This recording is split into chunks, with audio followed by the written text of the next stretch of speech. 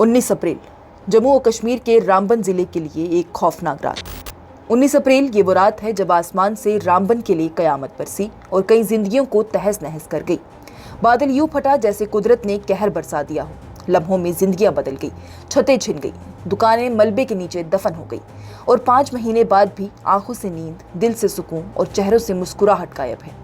तकरीबन 50 से ज्यादा दुकानदार जिनके कारोबार मुकम्मल तबाह हो चुके हैं, इन 5 महीने गुजरने के बाद भी हुकूमत की तरफ हसरत भरी निगाहों से देख रहे हैं। पैसों का कर्ज, दुकानों की किश्तें और हाथों में कोई पैसा नहीं। ये हालात हैं रामबन के ताजिरों के। बेशतर ताजिरों ने अपने कारोबार के लिए बैंकों से कर्ज लिया था। अब जब दुकानें ही नहीं रही, वो इन कर्जों की किश्तें देने में कासिर हैं। मुतासरीन का कहना है कि सरकार ने सिर्फ रस्मी कार्रवाइयां की हैं, जिससे कि 1 करोड़ रुपए का जिसे नुकसान हुआ है, जिसने ये नुकसान बर्दाश्त किया है, उसे सिर्फ 25,000 रुपए दिए गए और लाखों का नुकसान झेलने वालों को 5 से 10,000 रुपए थमाकर खामोश कर दिया गया। जरा सोचिए कि एक शख्स जिसने अपना करोड़ों का सामान अपने सामने बर्बाद होता हुआ देखा हो, उसके हाथ में मुआवजे के नाम पर 25,000 रुपए आए हों, तो उन पैसों को वो कैसी और कहां पर वापस करेगा। लोगों ने बताया है कि कई समाजी और सियासी लीडरों ने आकर उन्हें तसल्ली दी, वादे किए कि मुकम्मल मदद दी जाएगी, लेकिन आज वो वादे सिर्फ खाली अल्फाज बनकर रह गए हैं। लोग अब भी सरकारी दफ्तरों के चक्कर लगा रहे हैं, लेकिन दरवाजे बंद, फाइलें बंद और उम्मीदें भी बंद होती नजर आ रही हैं।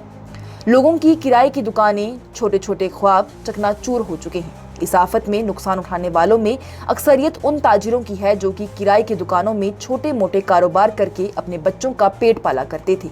आज ना ये दुकानें हैं, ना आमदनी है और ना ही सरकार की तरफ से कोई भी मजबूत सहारा। सिर्फ उम्मीद है जो शायद अब मायूसी में बदलने लग गई है। मुतासरीन ने एलजी इंतजामिया, वज़ीर आला उमर अब्दुल्ला और जिला रामबन के हुकाम से अपील की है कि वो इस मामले में मुदाखलत करें।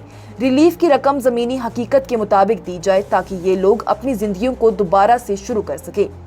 आखिर में ये सवाल सबके जहन में है, अगर कुदरत की मार टालना मुमकिन नहीं तो क्या हुकूमत की मदद भी ख्वाब बन चुकी है। मुतासरीन की फरियाद है कि हमारी आवाज़ सुनी जाए, हमारी तकलीफ समझी जाए और हमें भी चैन से जीने का हक दिया जाए। रामबन के मुतासरीन के हालात असल सच्चाई दिखा रहे हैं और कई सारे सवाल भी खड़े कर रहे हैं कि क्या सरकार का काम सिर्फ आफत के वक्त आकर लोगों को यकीन दहानी करवाकर चले जाना था? क्या उसके बाद इन लोगों को बेसहारा छोड़ देना था कि ये मजबूर लोग बार बार से सरकारी दफ्तरों के चक्कर काटते रहें और बदले में उन्हें मिले तो सिर्फ और सिर्फ मायूसी? क्या सरकार का ये फर्ज नहीं है कि जिस तरह से वो वोट मांगने के लिए घर घर पहुंचते हैं, उसी तरह से इन आम लोगों की मदद करने के लिए भी, इन्हें राहत पहुंचाने के लिए भी घर घर जाया जाए? Bureau report, news insider.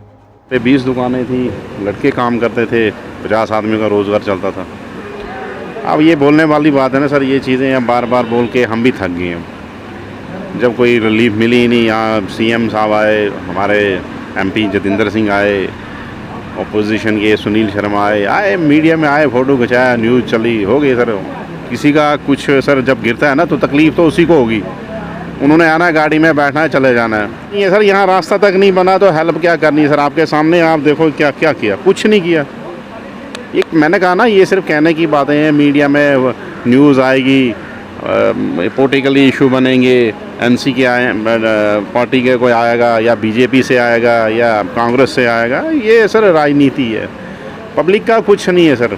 ये आप बोलोगे कि कोई हेल्प करेगा, कोई कुछ नहीं करेगा। आपको पता है कि शटर तक भरा हुआ था ये मलबे से, कुछ भी नहीं मिला है। अच्छा, डीसी साहब भी आया था, उमर अब्दुल्ला साहब भी आया था यहाँ।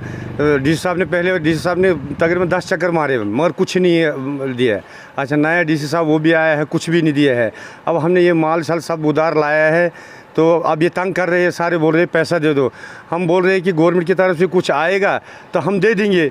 अभी कुछ नहीं मिला है कि हम बीपीएल कैटेगरी में हैं, तो अब करें तो करेंगे क्या? हम मुर्गी की है और मुर्गी की दुकान है, तो मेरे परिवार है, तो क्या करें? अब जीना हराम हो गया है, क्या करेंगे? अब जो जिससे लाया है उसको देना है, तो वो रोज़ तंग कर रहे हैं हमें, यहाँ में दे दो। हम बोल रहे गवर्नमेंट हमें दे देंगे, कुछ न कुछ हम दे देंगे, तो अभी कुछ नहीं मिला हमें। अभी नुकसान हुआ है, मलबे से भरा हुआ था, उसका भी नहीं कुछ मिला है। हालत ख़राब हुई। उसके बाद बड़े बड़े स्टेट मिनिस्टर आए, उमर अब्दुल्ला साहब आए, उसके बाद जनाब स्टेट ये अपना डिप्टी सीएम आया, एमएलए, फ़ोटो छोटो खिंचाने सारे लोग आए। उसके बाद कोई नज़र नहीं आया। दूसरे 21 अप्रैल के बाद कोई नज़र नहीं आया।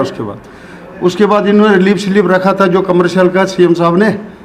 मेरी 6 शॉप है, बाकी किराएदार जितने भी हैं बेचारे उनको कोई पैसा नहीं दिया गया।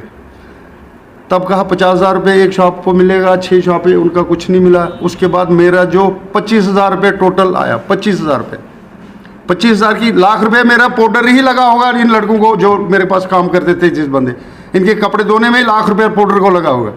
25,000 शर्म की बात है, 25,000 रुपये बोला 25,000 रुपये देंगे, अब कुछ नहीं मिला। वादे बड़े बड़े किए, 4-3 महीने हमने अपनी लेबर जो रोड में झाड़ू मार के मैंने 100 लेबर रोड पे लगाई। अभी नालियाँ, पीछे नाला जो है डीप करना था 20 फुट, वो 10 फुट भी नहीं किया, वो उठा लिया ऊपर से, बाकी ऐसे पड़ा है, आप देख सकते हो नाले को भी पीछे।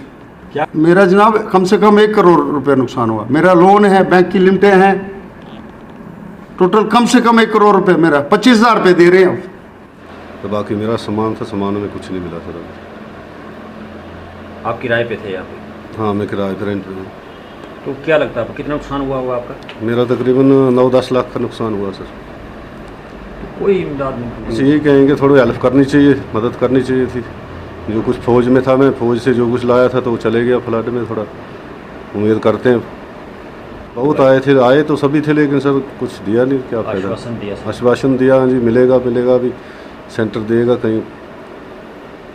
देखा होगा कि 1920 की अप्रैल को रात को जो क्लाउड बर्स्ट हुए, फ्लड्स आए सुबह, उसके तहत यानी कि रामबन में एक अफरा तफरी सी मच गई थी। डिज़ास्टर के तौर पर गवर्नमेंट ने तो कहा कि राहत की कार्य शुरू किए थे मैनेजमेंट, ताकि उनको कुछ न कुछ राहत दी जा सके, लेकिन उस त्रसदी में लोगों के रिहायशी मकान, कमर्शियल एस्टेब्लिशमेंट, दुकानें और साथ ही साथ ऐसे हमारे किसान जिनके पास कुछ गुजर बसर करने के लिए कोई साधन नहीं था, उनकी फसलों का नुकसान होना, और ऐसे दुकानदार जिन्होंने रेंट पर किराए पर दुकानें रखी हुई थी, जिन्होंने बैंक से लोन लिया हुआ था, और मकान जिनके पास बड़ी मेहनत और मजदूरी करके अपने मकान बनाए थे, वो तबाह व तहस नहस हो गए। एडमिनिस्ट्रेशन से भी हमारी एक रिक्वेस्ट है कि जो इन्होंने कमेटी बनाई है कि फौरी तौर पे उस पर एक संज्ञान लेते हुए लोगों को राहत पैकेज के लिए उनकी फाइलें फाइनल करके उनको प्रोसेस किया जाए, ताकि लोगों को राहत दिया जा सके।